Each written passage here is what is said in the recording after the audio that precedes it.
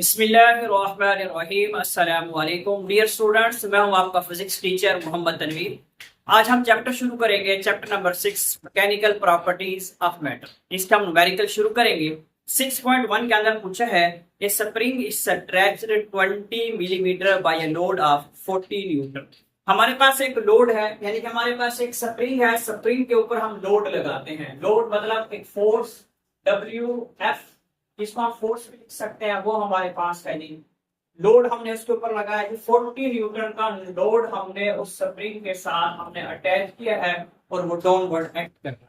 जिस वक्त उसने डाउनवर्ड एक्ट किया है तो जो स्प्रिंग की स्ट्रेचनेस थी, जो स्प्रिंग की लंबाई थी, उसके अंदर 20 मिलीमीटर का इजाफा, 20 मिलीमीटर। इस मिलीमीटर को हम मीटर में चेंज करेंगे। 20 मल्टीप्लाई 10⁻³ मीटर, इतनी स्ट्रेचनेस उसकी बढ़ गई है। Calculate the value of spring constant. Spring constant की वैल्यू क्या होगी? ये केस नंबर 1, स्प्रिंग कांस्टेंट हमने फाइंड करना। According to Hooke law F is equal to KX। के यही पड़ा रहेगा, K is equal to F/X। 4 के ऊपर डिस्प्लेसमेंट, जो उसकी स्ट्रेचनेस, जो उसकी लंबाई के अंदर इजाफा है, वो वैल्यू डिवाइड होगी तो हमारे पास आ जाएगा कि K is equal to force हमारे पास है जी 40 डिवाइडिंग बाय 20 मल्टीप्लाई 10⁻³ जीरो के साथ ये zero cancel. K is equal to 10⁻³ ऊपर जाएगा, 2 मल्टीप्लाई 10⁻³ न्यूटन पर मीटर। ये स्प्रिंग कांस्टेंट की वैल्यू होगी। K is equal to 10⁻³ kilo के इक्वल होता है 2 किलो न्यूटन पर मीटर। ये हमारे पास स्प्रिंग कांस्टेंट की वैल्यू आएगी। दूसरे केस में क्या पूछा है? If an object causes an extension of 16 millimetre, अगर उसकी एक्सटेंशन 20 के बजाय 16 मिलीमीटर हो। जब 16 मिलीमीटर तो मतलब 16 मल्टीप्लाई 10⁻³ मीटर। तो हमें फोर्स कितनी रिक्वायर्ड होगी, मतलब वेट हमें कितना रिक्वायर्ड होगा, वहां पे हम कितना लोड लगाएंगे तो उसकी एक्सटेंशन ये हो। और स्प्रिंग कांस्टेंट की वैल्यू यही रहेगी, क्योंकि हमने स्प्रिंग चेंज नहीं किया। स्प्रिंग कांस्टेंट मटेरियल के ऊपर डिपेंड करता है। स्प्रिंग हमारे पास वही था, तो हमारे पास जो K की वैल्यू है वो है जी 2 multiply 10⁻³ newton per metre. Force हमने फाइंड करनी है। F is equal to KX, 2 multiply 10⁻³ और स्प्रिंग कांस्टेंट 16 मल्टीप्लाई 10⁻³ तो हमारे पास आ जाएगा जी 32।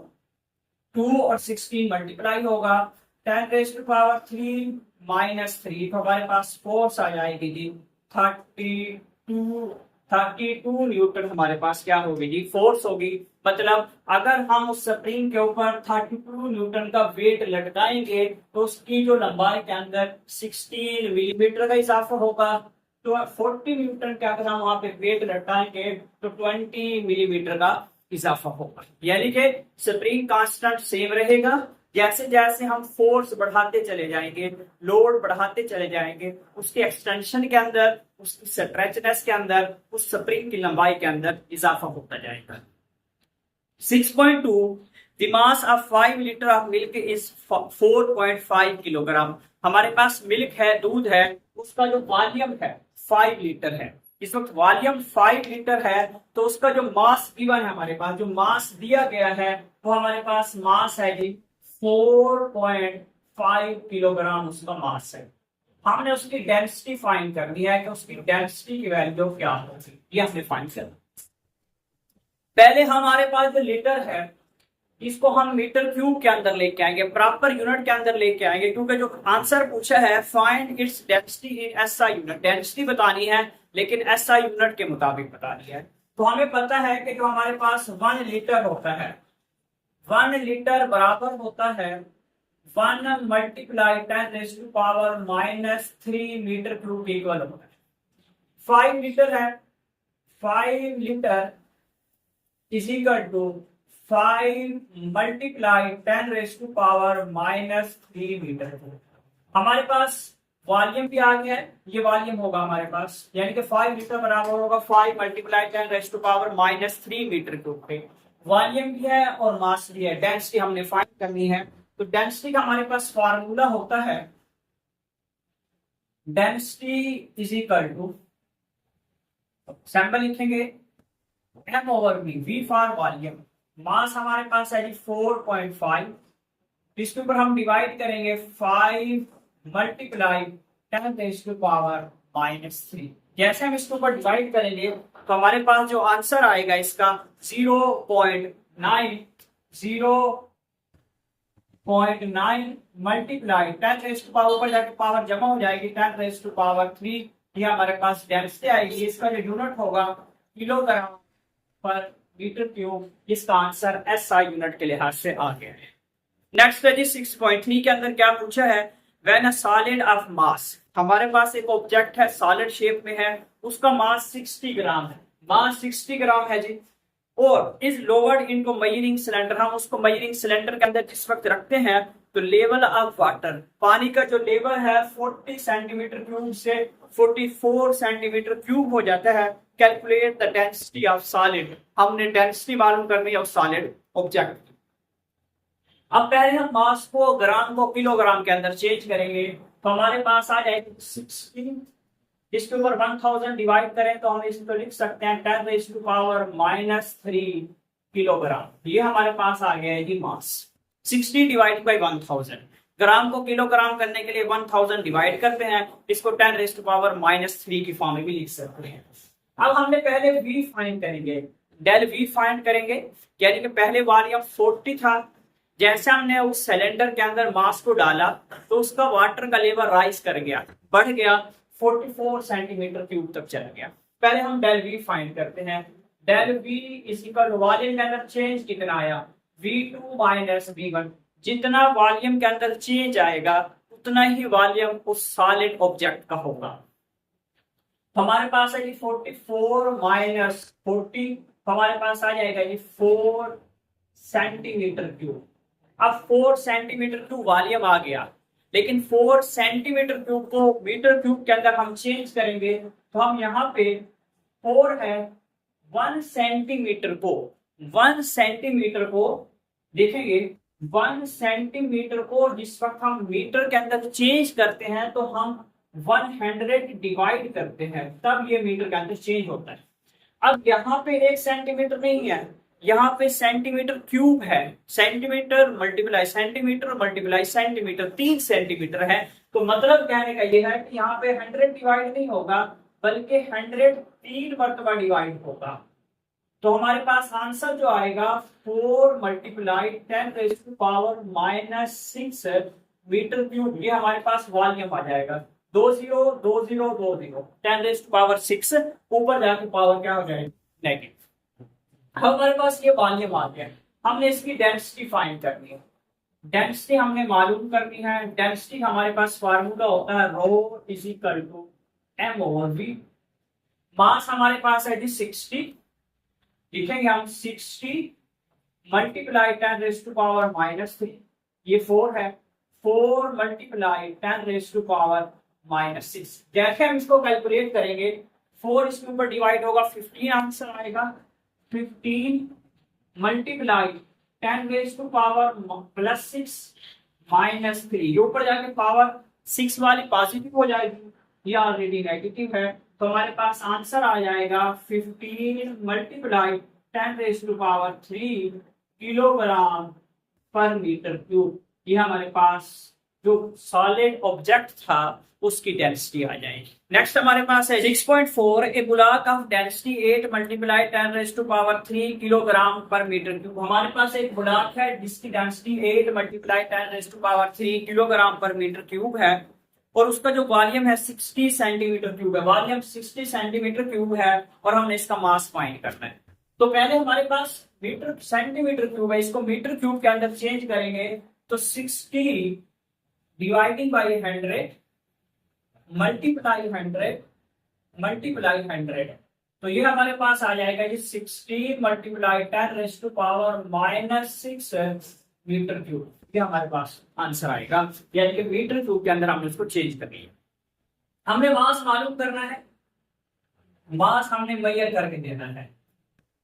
हमारे पास डेंसिटी के लिहाज से जो फार्मूला होता है वो होता है जी rho is equal to m over V, volume, V for volume.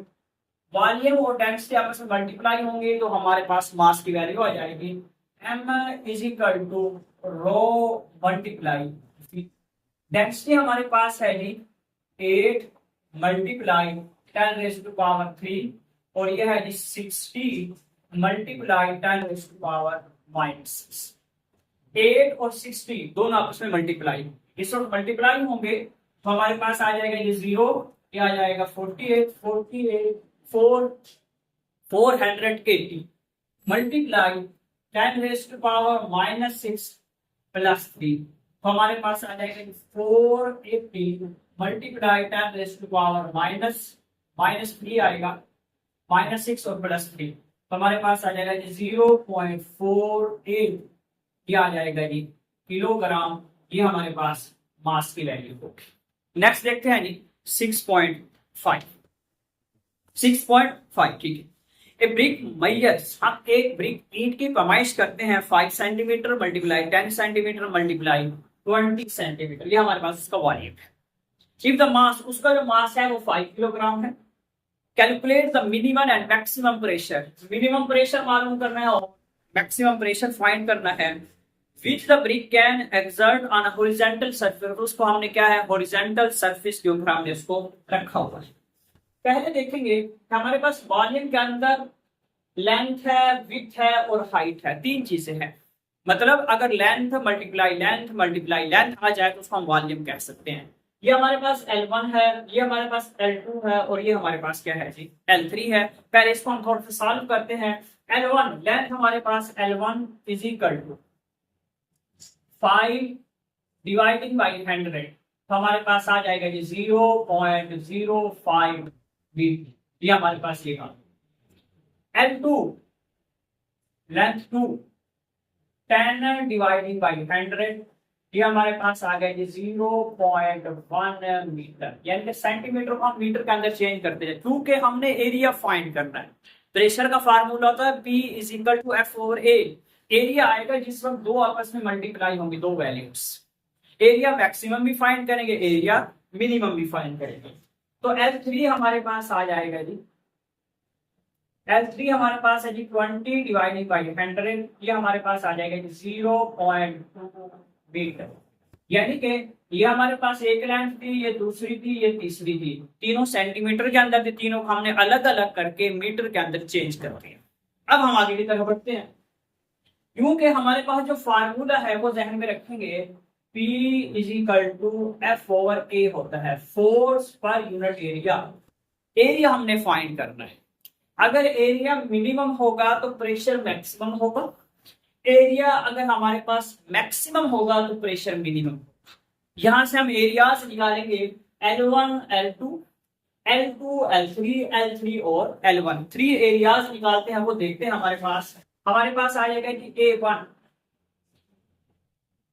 L1 multiply L2, तो हमारे पास L1 है जी 0.05 मल्टीप्लाई 0.1, जैसा हम इसको मल्टीप्लाई करेंगे 0.005 मीटर स्क्वायर एक एरिया है। एरिया 2 A2 L2 और L3 मल्टीप्लाई होंगे, L2 मल्टीप्लाई L3, L2 है जी 0.1 मल्टीप्लाई 0.2 0.02 मीटर स्क्वायर।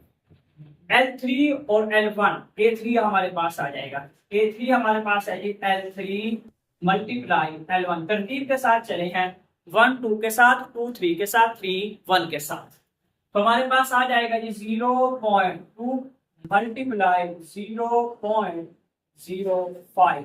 जैसे हम इसको मल्टीप्लाई करेंगे तो हमारे पास आंसर आएगा 0.01 मीटर स्क्वायर।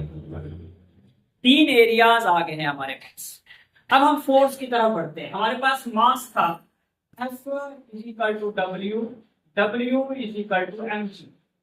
मास हमारे पास 5 मल्टीप्लाई 10, ये हमारे पास आ गया जी 15 न्यूटन, हमारे पास फोर्स आ गई। फोर्स तो सेम ही रहेगी क्योंकि फोर्स मास सेम है और सरफेस के ऊपर मौजूद है क्योंकि जी की वैल्यू भी वहां पे क्या है जी सेम। अब यहाँ पे हम प्रेशर मैक्सिमम और प्रेशर मिनिमम फाइंड करेंगे, तो पहले हम ले लेते हैं कि प्रेशर मैक्स। तो F ओवर A, अब बात को समझेंगे थोड़ा सा। प्रेशर मैक्सिमम के लिए इन तीनों के अंदर से एक ऐसा एरिया चूज करना है जिसकी वैल्यू सबसे कम हो, यानी कि हमारे पास जो एरिया होना चाहिए वो मिनिमम होना चाहिए। अब एरिया इनके अंदर से मिनिमम कौन सा है? ये वाला है, ये वाला है, ये सबसे कम एरिया ये है 0.005, मतलब हम A1 लिखेंगे यहाँ। तो प्रेशर मैक्स हमारे पास आ जाएगा जी, फोर्स हमारे पास 50 है डिवाइडेड बाय 0.005। जैसे हम इसके ऊपर डिवाइड करेंगे तो हमारे पास जो प्रेशर आएगा, प्रेशर मैक्स हमारे पास आएगा 10,000 pascal, Newton per metre square भी लिख सकते हैं इसको। प्रेशर मैक्स हमारे पास आ जाएगा जी 1 मल्टीप्लाई 10⁴ पास्कल। नेक्स्ट बढ़ते हैं, प्रेशर मिनिमम क्या होगा जी? Pressure minimum F over minimum है, तो यहाँ पे एक ऐसा एरिया पुट करेंगे जो मैक्सिमम, एरिया मैक्सिमम होना चाहिए। इसके अंदर से सबसे ज्यादा वैल्यू इसकी है 0.02, तो हम यहाँ पे लिखेंगे जी प्रेशर मिनिमम 50, इसको हम लिख देंगे जी A2 0.02 प्रेशर मिनिमम आएगा। जैसे हम इसके ऊपर डिवाइड करेंगे तो हमारे पास प्रेशर मिनिमम की वैल्यू आ जाएगी 2500 पास्कल। तो इसको हम साइंटिफिक नोटेशन में चेंज करेंगे तो हमारे पास आ जाएगा 25 मल्टीप्लाई 10⁻² पास्कल। मैं उम्मीद करता हूँ आप लोगों को लेक्चर समझ आया होगा। नेक्स्ट लेक्चर के अंदर मिलते हैं इंशाल्लाह। अपना ख्याल रखिएगा। अल्लाह हाफिज।